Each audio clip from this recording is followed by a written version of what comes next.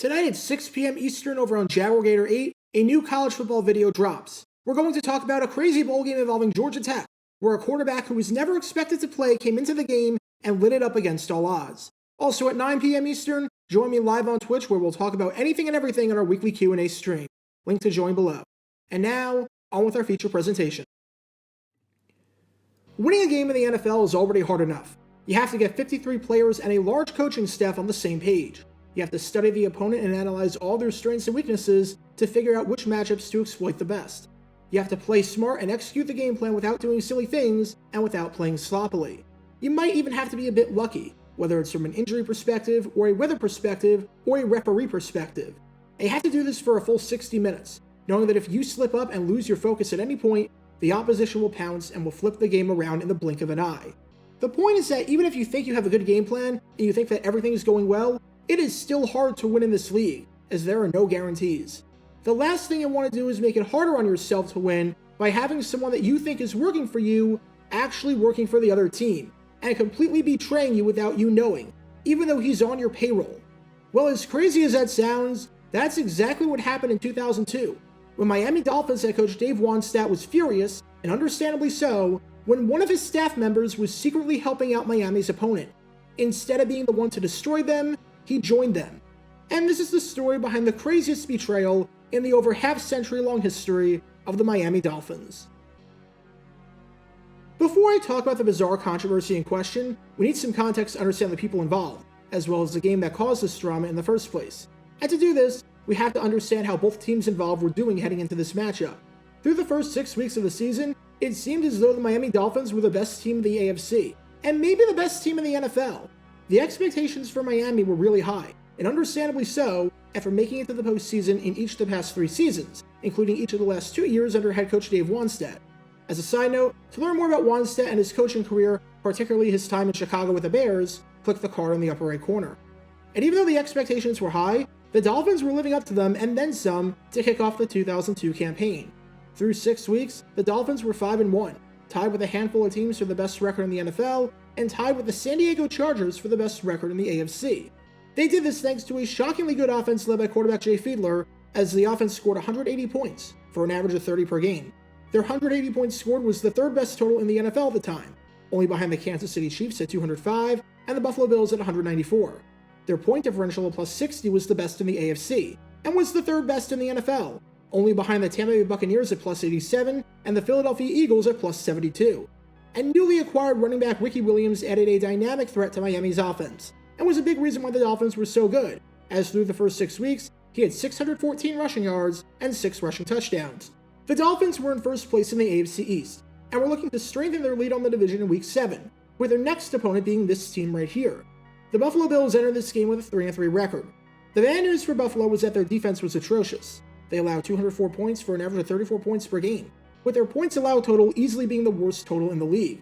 The good news was that their offense, averaging over 32.3 points per game, was the second best, with the team scoring at least 31 points in all but one game. This was a big game for both sides near the midway point of the season, as with the Patriots on bye that week, the Dolphins could take a commanding 2.5 game lead on the division through 7 weeks if they got the right result. Instead, much to their surprise, the Buffalo Bills came to play.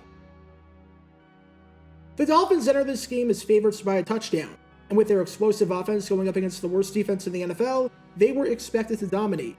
Instead, on October 20th, 2002, when these teams met down at Pro Players Stadium in Miami, many people were in disbelief as to what they were seeing, because the Bills won this game rather convincingly, winning it 23-10. After Miami scored the opening touchdown of the game, Buffalo scored 23 of the final 26 points. Keep in mind that Buffalo's defense allowed at least 24 points in every game, and allowed at least 37 points in half of their games. Yet against the Miami Dolphins, the team that was averaging 30 points per game, a switch flipped, and they played what was quite easily their best defensive game of the season, considering the circumstances. While the Bills never turned the ball over, the Dolphins turned it over a whopping 6 times. While the Bills averaged over 4.9 yards per carry on the ground, with Travis Henry running for 132 yards on 6 yards per carry, the Dolphins averaged a full yard less than that, averaging 3.8 yards per carry, with Ricky Williams being held to under 100 yards rushing in a rather quiet game for him considering how strong he started the year off. Defensive back Nate Clements recorded 3 interceptions, setting the franchise record at the time for most interceptions in a game. And Dolphins quarterback Ray Lucas, who got the start in place of Fiedler, who broke his thumb and would wind up missing a month of the season, was absolutely dreadful, with Buffalo's defense giving him fits all day long. When the final whistle sounded, the stat line for Ray Lucas was rather ugly. He finished the game completing just over 39% of his passes, going 13 for 33. He threw for just 165 yards, while throwing 1 touchdown and 4 interceptions, and posting a passer rating of 26.3, which is worse than if he did nothing but spike the ball into the ground on every single play. But the numbers are even worse than that when you realize that Lucas's touchdown came on the opening drive of the game. On the opening drive, Lucas went 3 for 5 with 36 yards and a touchdown. After the opening drive, Lucas went 10 for 28 with 129 yards. After the opening drive, Lucas's passer rating was 11.5, with the Dolphins failing to score any points on their final 9 drives of the game, including none in the second half. The loss came as a shock to the Dolphins, especially considering the way that it happened. Again, against the worst defense from a points allowed standpoint, they turned it over 6 times, even though they turned it over just once in their first 3 home games. And a few weeks after the game, head coach Dave Wannstedt figured out why that was the case, or at the very least, what contributed to Buffalo's surprisingly good play. Turns out, the Dolphins had a traitor on their staff working for the Bills. Before we go any further, we have to understand the position that this person had, because the person in question was a sports psychologist. A sports psychologist is exactly what it sounds like. It's a person who helps athletes perform at their best by getting them mentally ready. And there were few sports psychologists in the industry better than this man right here. This is Dr. Kevin Elko, and to this day, he is incredibly successful at what he does. He's so successful that if you want to, you can book him to speak for $15,000. He's spoken at a variety of functions, but in sports, he's spoken for lots of NFL teams, including teams that went on to win the Super Bowl and the national championship in college football. In fact, he spoke to the Green Bay Packers during the 2010 season, which was the year that they won Super Bowl 45. Elko has a high reputation in the industry, and when you listen to the man speak, it's not hard to see why, as he is very good at what he does. And back in 2002, this was the case as well. He had speaking arrangements with a variety of NFL teams, including the Cleveland Browns, the Dallas Cowboys, and the Pittsburgh Steelers, as well as a speaking arrangement with the University of Miami football team in the early 2000s, where he spoke to arguably the greatest college football team ever assembled. But that wasn't the only Miami team that Elko spoke to, as he was a prominent speaker for the Miami Dolphins. Head coach Dave Wannstedt liked the guy so much that he hired him in 2000, and his visits to the facility and talks worked and helped guide Miami to the playoffs and a playoff victory. Elko returned in 2001, and once again, the Dolphins made it to the playoffs. Naturally, Wannstedt brought Elko back in 2002 as a team sports psychologist, and even distributed his book, Nerves of Steel, to every player on the team. For the record, the book has over 4 stars on Amazon. Wannstedt and Elko had a good relationship with each other, even though Wannstedt knew that Elko worked with other teams. But on October 16th, 4 days before the game in question, Elko made one of the best talks of his career. He spoke about getting through adversity and to stay in a low positive state, where you don't get too high or too low. In other words, on the field, you think positively, but you're in check with your emotions. And the talk worked, as the team played their most complete game of the season, especially defensively. The only problem? He didn't make this talk to the Dolphins.